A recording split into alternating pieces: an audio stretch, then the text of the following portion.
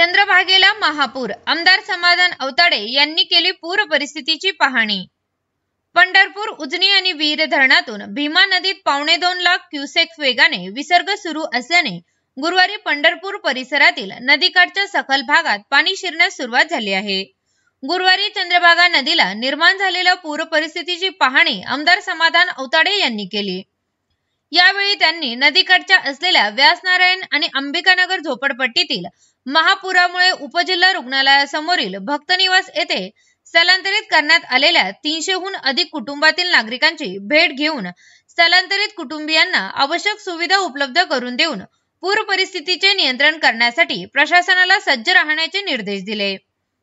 यावेळी तहसीलदार सचिन लंगोटे, मुख्य अधिकारी महेश रोकडे यांच्यासह विविध विभागाचे प्रशासकीय अधिकारी उपस्थित होते। उजनी धरण क्षेत्रावरील सर्व धरणे पूर्ण क्षमतेने भरली आहेत। पूर नियंत्रणासाठी पुणे व सातारा जिल्ह्यातील धरणामधील अतिरिक्त पाणी भीमा नदीत सोडण्यात येत आहे। त्यामुळे चंद्रभागा दुथडी भरून वाहत असून नदीला महापूर आला आहे।